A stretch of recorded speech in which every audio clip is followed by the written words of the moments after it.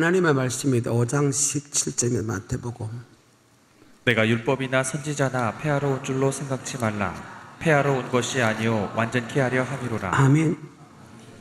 예수님이 제자에게 율법을 가르치면서 폐하러 온 것이 아니고 더 완성시키러 왔다. 아멘. 더 주러 왔다. 그렇게 얘기합니다.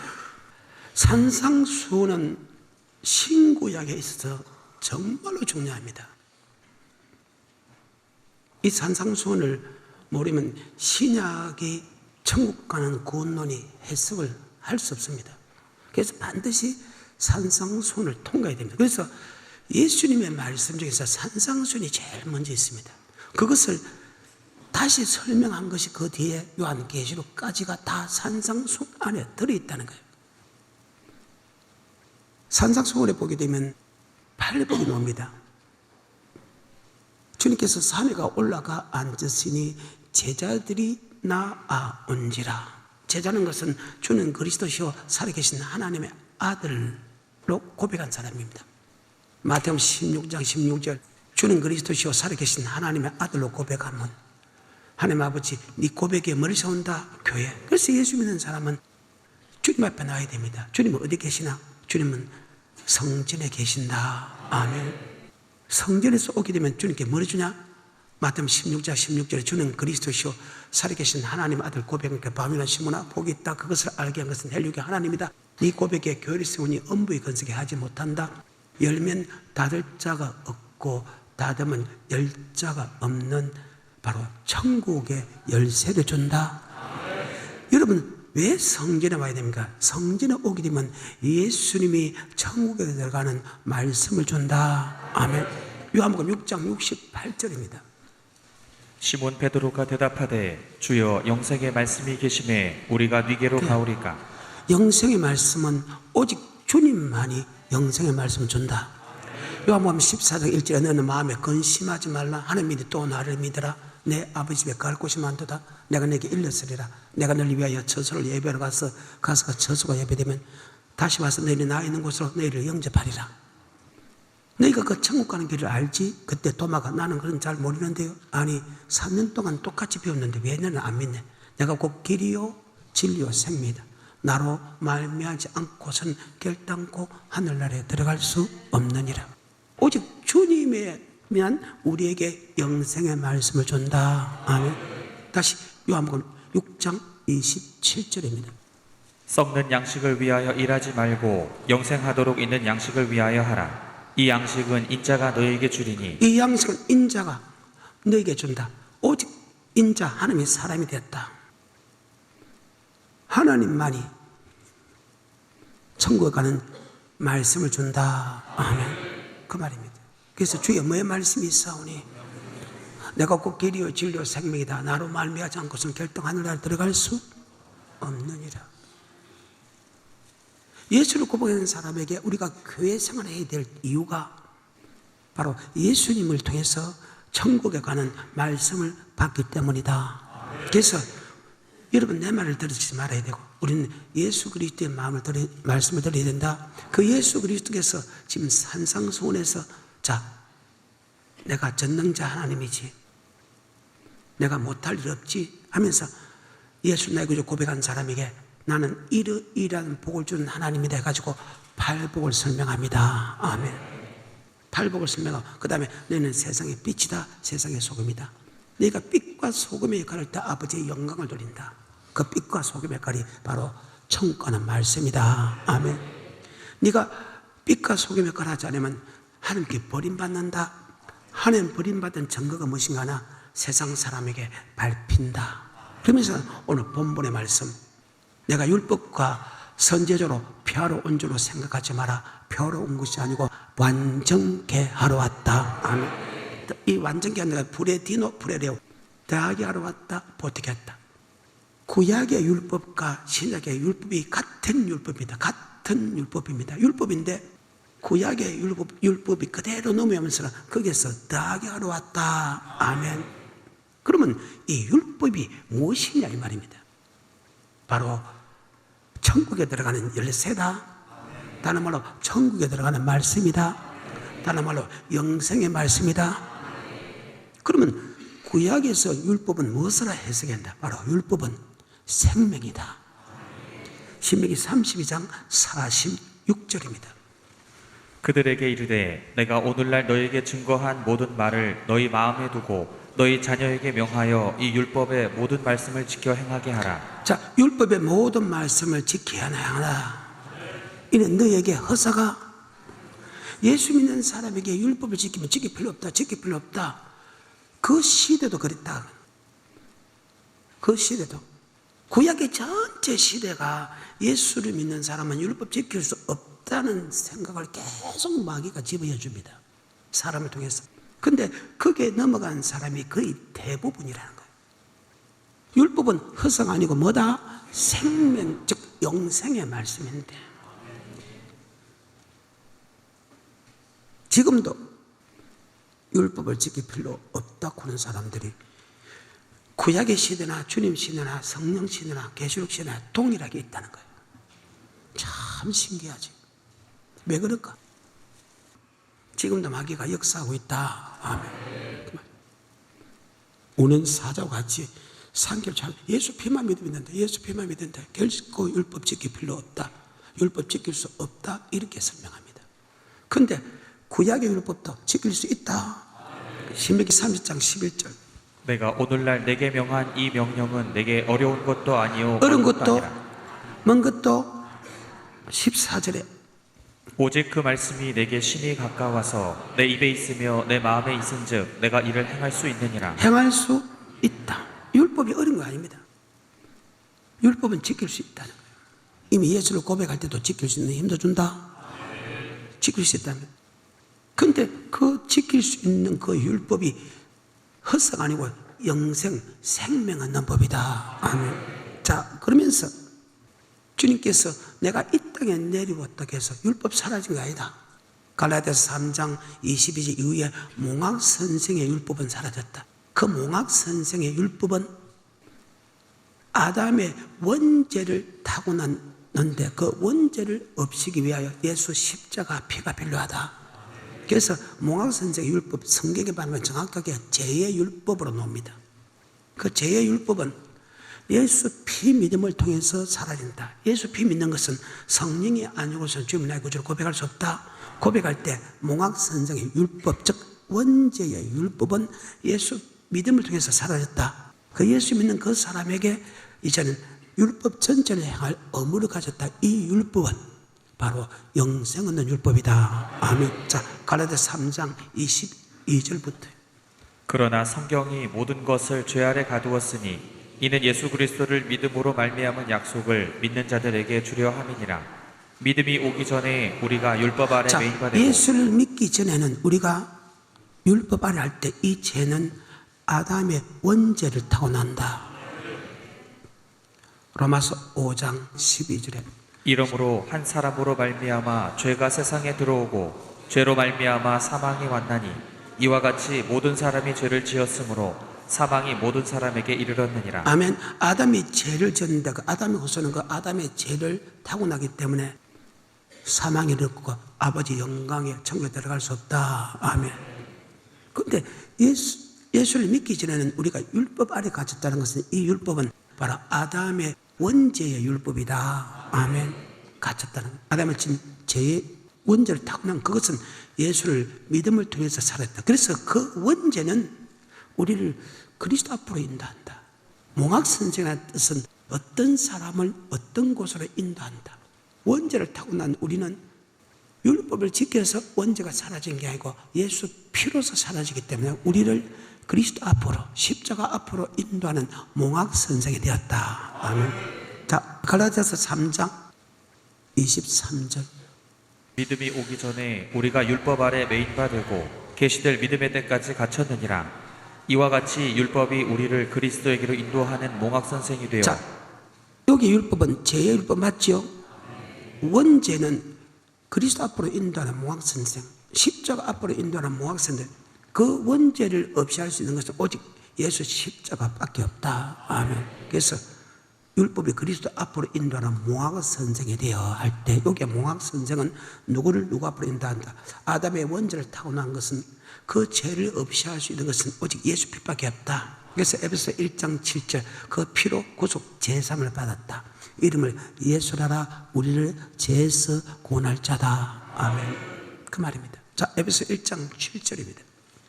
우리가 그리스도 안에서 그의 은혜의 풍성함을 따라 그의 피로 말미암아 구속 곧 죄사함을 받았으니 피로 구속 제삼을 받았다. 마태복음 1장 21절에 아들을 낳으리니 이름을 예수라 하라. 이는 그가 자기 백성을 저희 죄에서 구원할 자이심이라 하니라. 아멘. 로마서 5장 12절에 우리는 아담의 원죄를 타고난다. 그 죄를 살 수 있는 것은 오직 예수 빛밖에 없다. 그러니까 죄의 율법을 타고난 우리를 그리스도 앞으로 인도한다.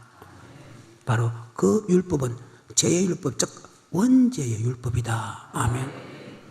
다시 갈라디아서 3장 22절부터 그러나 성경이 모든 것을 죄 아래 가두었으니 이는 예수 그리스도를 믿음으로 말미암은 약속을 믿는 자들에게 주려 함이니라. 믿음이 오기 전에 우리가 율법 안에 매인 바 되고 계시될 믿음의 때까지 갇혔느니라. 자, 주님을 만날 전까지는 우리는 죄의 율법 아래 가뒀죠. 그 죄는 원죄의 율법 맞아요. 그 말입니다. 계속해서 24절 이같이 율법이 우리를 그리스도로 인도하는 몽학 선생이 되어 우리로 하여금 믿음으로 말미암아 의롭다 함을 얻게 하려 아멘. 함이니라. 그 원죄를 우리 없이 할 수 있는 것은 오직 예수 빛밖에 없다.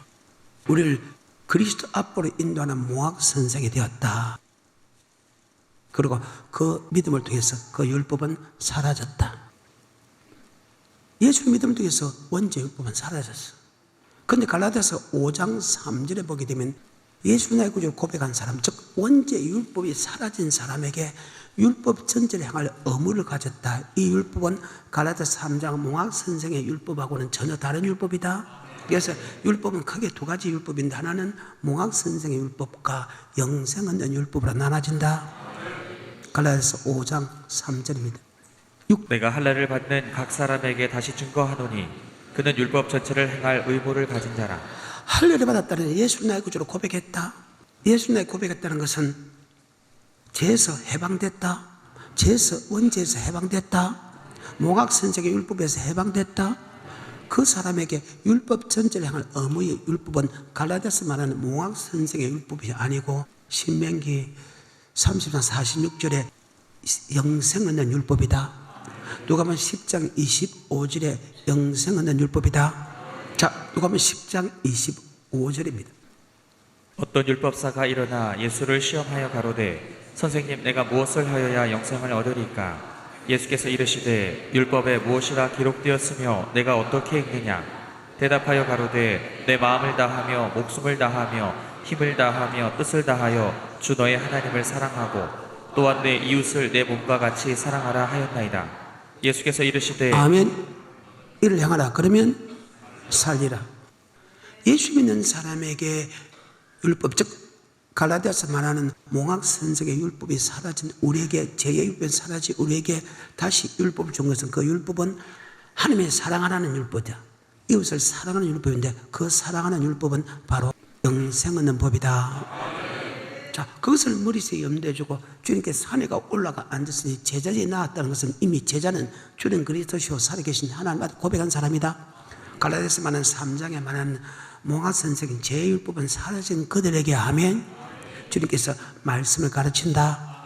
내가 율법과 선지자로 폐하러 온 줄을 생각하지 마라. 폐하러 온 것이 아니고 완전케 한다. 이 율법은 큰 구원을 주는 율법이다. 아멘. 모세와 선지자와 주님께서 하신 그 말씀은 바로 큰 구원에 들어간 말씀이다. 아멘. 히브리서 1장 1절과 2절입니다. 옛적의 선지자들로 여러 부분과 여러 모양으로 우리 조상들에게 말씀하신 하나님이 이 모든 날 마지막에 아들로 우리에게 말씀하셨으니. 구약은 선지자를 통해서 말씀하신데 마지막은 그 아들 예수 그리스도가 하신다. 그러면 선지자가 한 말씀이 무엇이며 예수가 하신 말씀이 뭐냐? 그것이 바로 율법이다. 아멘. 아까 신명기 32장에 모세가 한 말씀이 율법이다. 그 율법은 헛상 아니고 생명이다.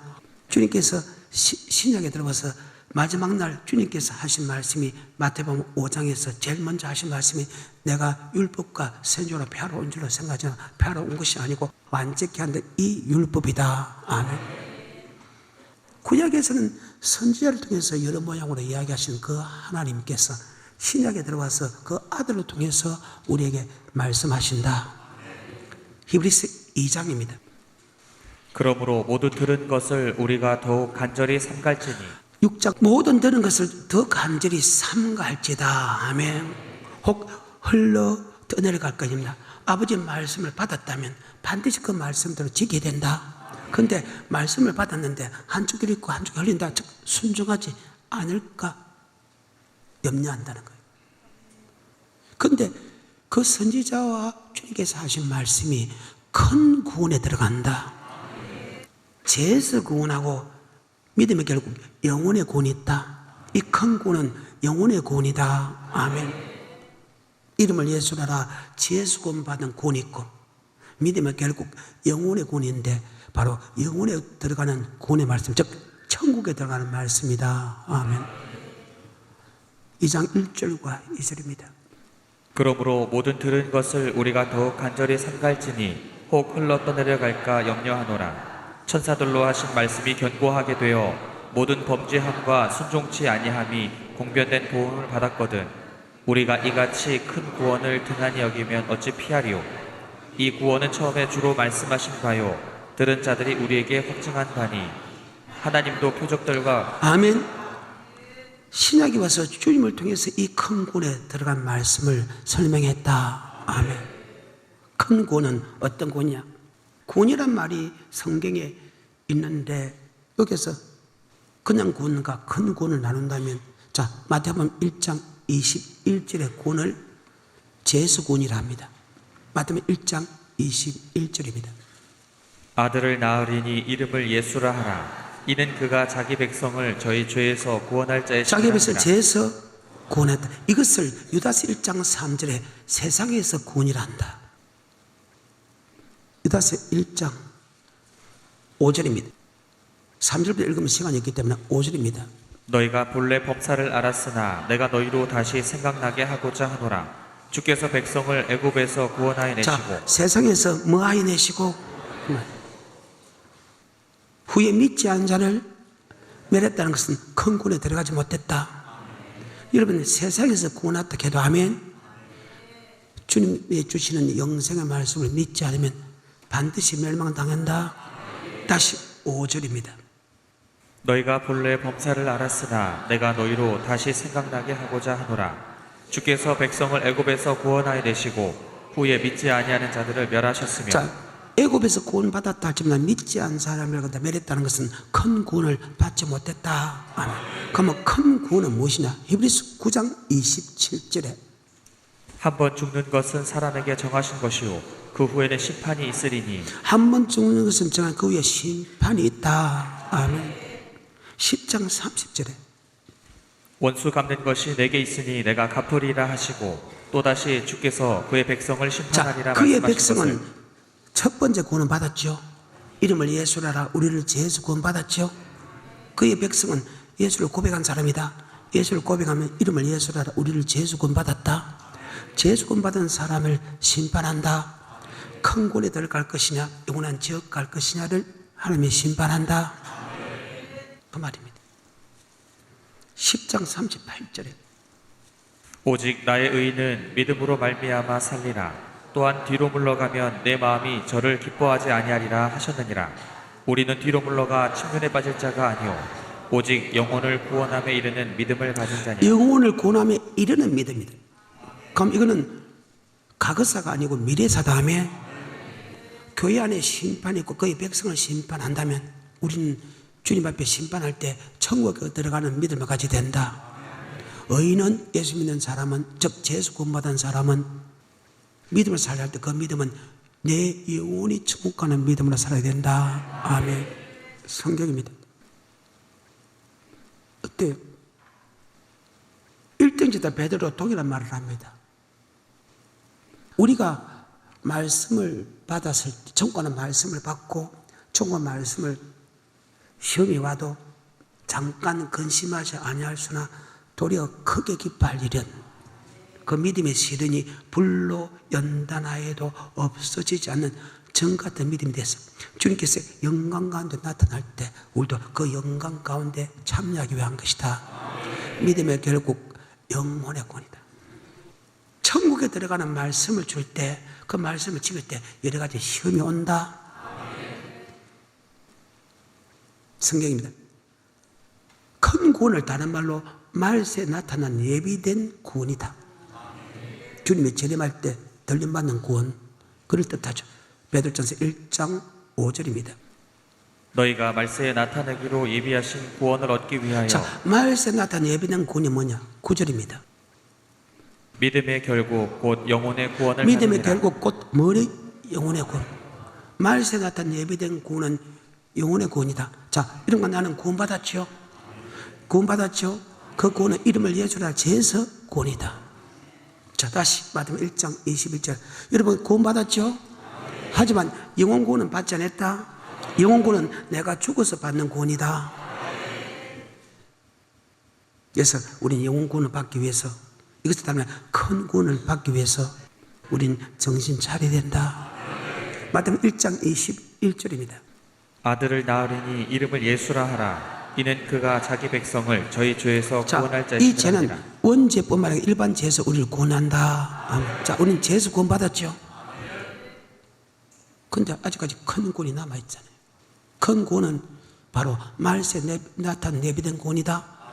믿음의 결국 영혼의 구원이다. 다시 베드로전서 1장 5절입니다.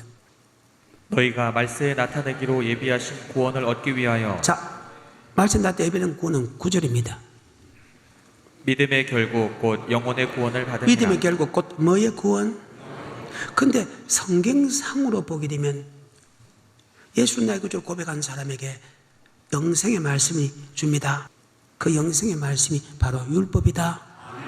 그러니까 주님께서 산에 올라가 앉으시니 제자들이 나아온지라. 주님 어디 계시네? 성전에 계신다. 주님 그리스도시요 살아계신 하나님 아들 고백한 바노 시모나 복이 있다. 그것을 알게 한 것은 헬류경 하나님이다. 네 고백에 뭐를 세운다? 교회.